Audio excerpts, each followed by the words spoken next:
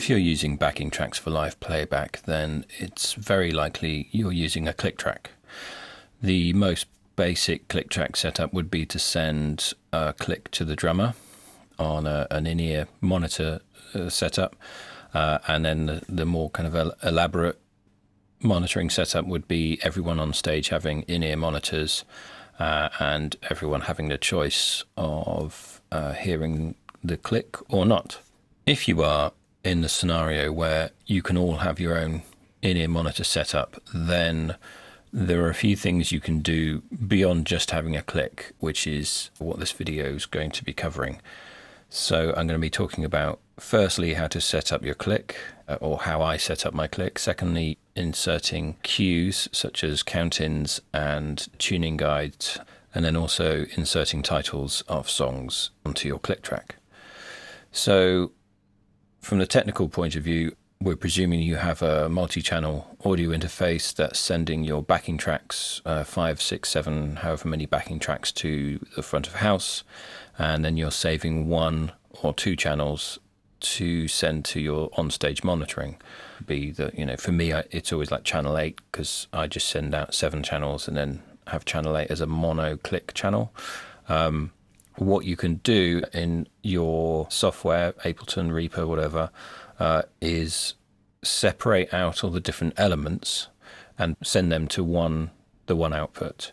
So rather than merging all of your click elements onto one track, which I've done in the past, it's best to keep them all separate, but just use your routing to send them to one single output. So for instance, I would put all of these are all my click elements. So I'd put them into a folder, call it clicks, and then in my routing that would go to a mono output analog 8. Okay, so that's how I would set that up.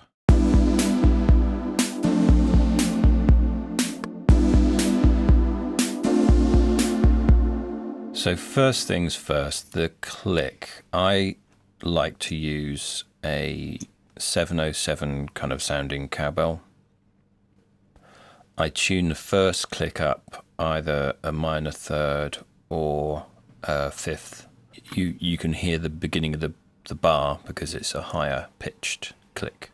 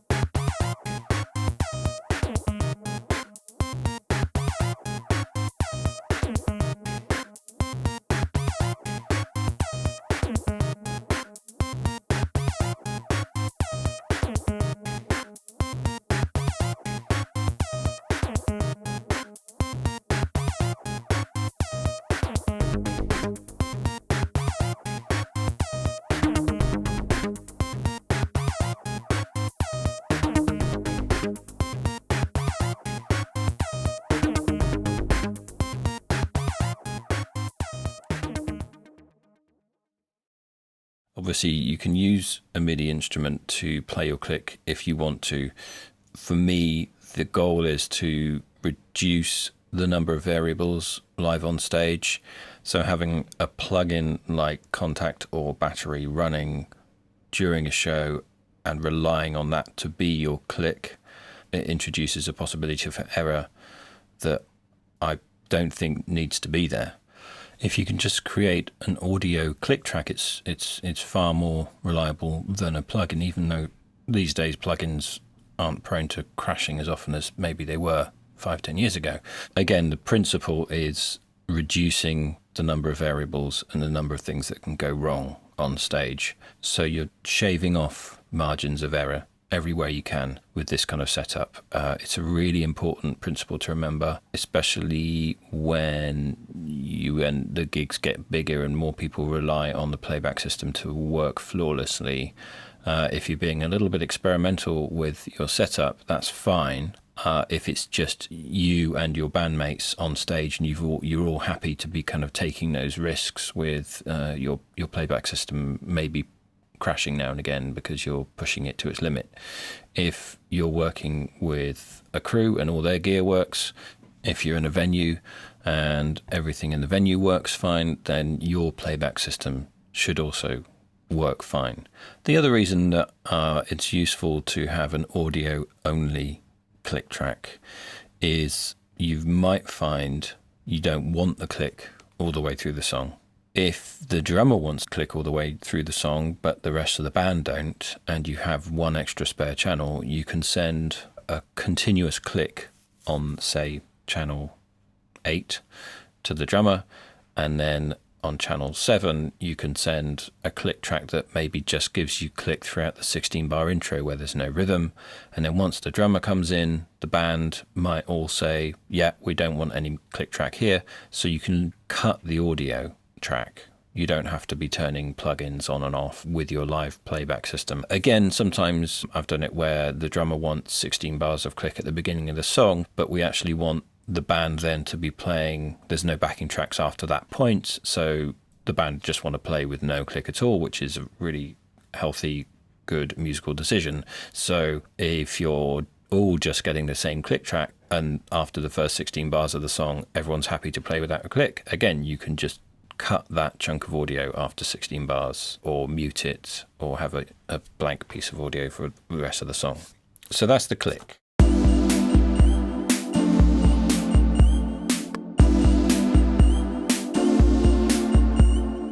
So next thing is a count-in. Here's a count-in. It's just me saying 1, 2, 3, 4.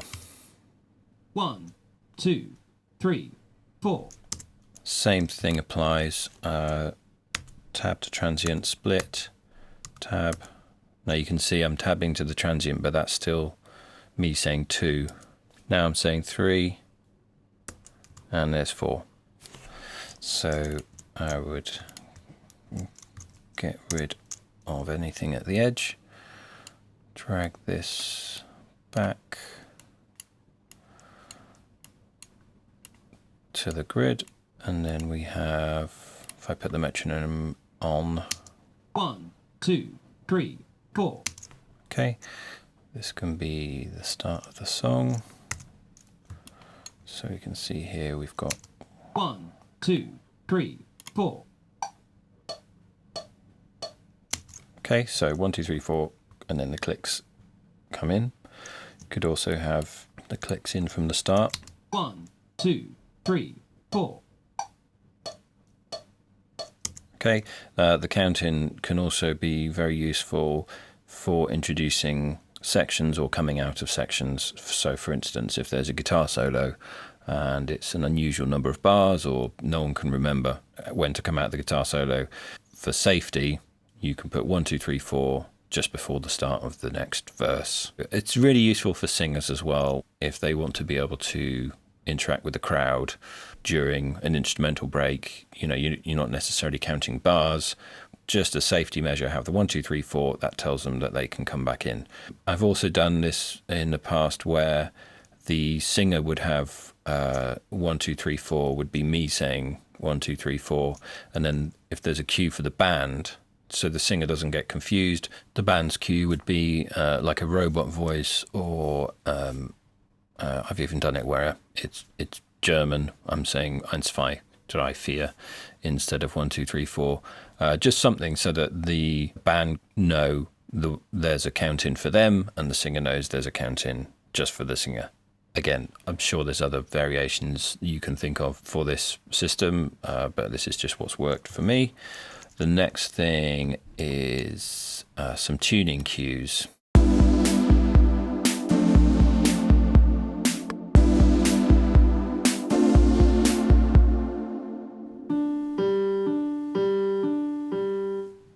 Okay, as you can see, that's specific to a song in that key. and we would have put that at the beginning here. 1, 2, 3, 4. Obviously it's not in time with this tempo, but you get the idea. It's a piano just giving some notes for the singer to latch onto. A lot of times I find this is useful with a lot of intros where it's just kind of bass and low end information during the intro of the song, which can be quite common. So there's no high pads or guitar stuff going on for the singer to hold on to for tuning. So it's useful to feed something into their in-ear monitor to help them tune to. As a side note, it's also, as an MD, really important to remember or to be able to differentiate between, is the singer struggling because they can't actually technically sing this part, or are they struggling because the environment on stage is making it difficult for them to tune? And 9 times out of 10, I find if the person's up at the front of the stage singing, then they're there because they can do the job. If they're having trouble, there's normally something you can do to kind of find a solution to help them out. One of the things that's really useful to do in that instance, if you're the musical director, is to talk to the monitor engineer and the front of house engineer. If you go to them and say, my singer's having trouble tuning, have you got any ideas? A lot of the time they'll say, yeah, the singer needs a bit more of this instrument in their ears, or they need less of this instrument in their ears. And if you ask the front of house engineer, sometimes it's an issue with they're putting too much bass in the room, and they can dial that down without compromising their mix, which will help the singer out. There's all kinds of things that you might not be aware of from your position on stage, and by going to talk to those two engineers, monitors and front of house, you can learn a lot that will really help you kind of find a solution for the singer. So another element that you can add as a tuning guide is a pad, which would be something like this.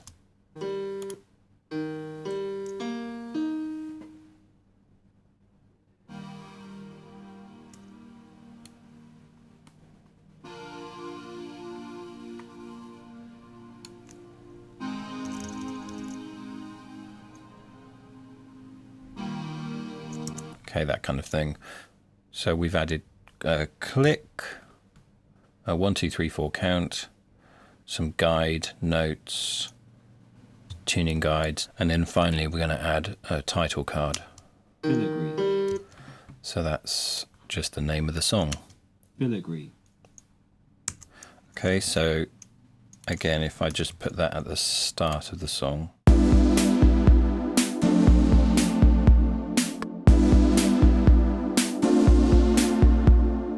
I could turn the title up a little bit. Filigree. 2, 3, 4. So the title's really useful if you're running your whole set list. Every track has a backing track, and you or the playback technician is in charge of launching the song. It's actually especially useful if the playback technician is off stage and launching each track for you, because only they will be able to see the screen that tells them what song is playing, unless you've piped in another monitor on stage that you can see, like an external monitor. 2 reasons. The band might think they're playing one song, and the playback technician will start another song, a la Ashley Simpson. If you have a title card at the beginning of the track, you can immediately say, before the music starts, stop the track. This is the wrong. We're all ready for the wrong song. It's a really good safety mechanism there. If you're on stage launching the track again, and you launch one song, the singer thinks they're about to start another song, they can turn to you and go stop. You'd normally have 1 or 2 bars of click before the music starts. Again, another reason why it's very important that everyone knows what song it is an example would be the singer starts singing the minute the music starts. So you got a bar or 2 counting, and then the singer starts. If that's the song they think they're singing and it's not, and it's something completely different, they're going to look bad. So the title card is very simple, but very, very useful. Just a quick note on the tuning cues. Sorry to flip backwards. The pad sound can be useful, but it can get lost on stage if there's a lot of other things going on. Pad sound's normally good if there's kind of just some percussion elements going on, not a lot of bass, and no one else is really playing anything. That can be really nice for the singer to sing into, to have something to sing into so they don't feel that they're completely exposed. If there's quite a lot going on, I find that pianos and bell sounds really cut through and are easier for singers to tune to in a busy mix. So pads are useful, pianos and bell sounds are even more useful, but the most useful thing I've found for a singer to latch onto if there's any kind of odd harmonics or whatever happening on stage with the bass frequencies and suddenly you can't quite hear, actually, is it a G or a D or a C? It's their own voice. Their own voice is very easy for them to tune to because they know what that feels like in their body.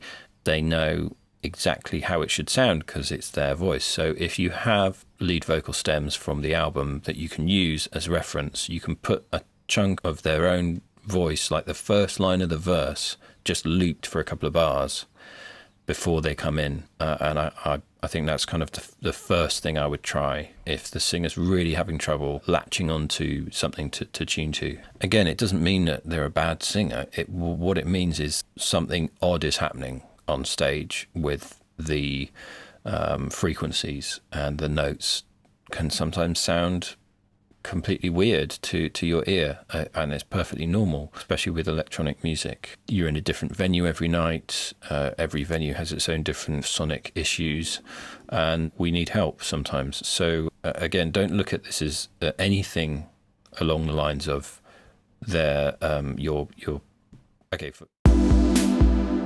So just to clarify, one thing that I really don't subscribe to is putting lead vocals on track out front of house. Backing vocals and backing vocal effects are there to support, and that's totally fine. Putting lead vocal out front coming off a backing track is it's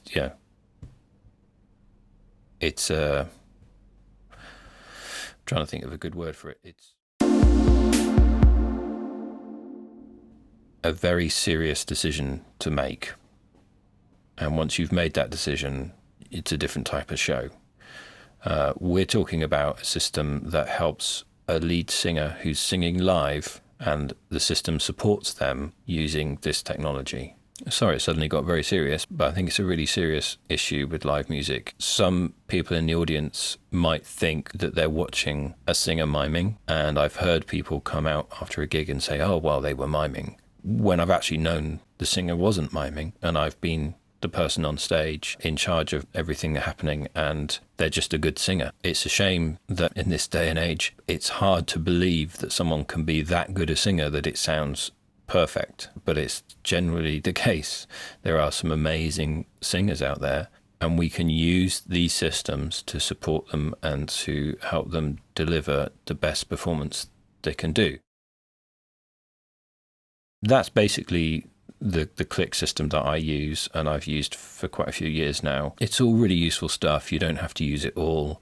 Again, like I said earlier, there's more than one way to skin a cat, as they say. There are so many ways to do things in Reaper and in Ableton. I think my way is probably fairly clunky, but again, going back to the other thing I said earlier, I like my system to be very safe and reliable, so I'll just do things a very straightforward, simple way. It's kind of boring, but it works because the most important thing is not what's going on behind the scenes, really. The most important thing is that the musicians on stage are supported by this technology to give their best performance. So it should do its job and get out of the way and be as invisible and as useful as possible. If you've got any comments or suggestions on how to improve this system, please make a comment below, or send me an email, or subscribe to the mailing list, or subscribe to the channel.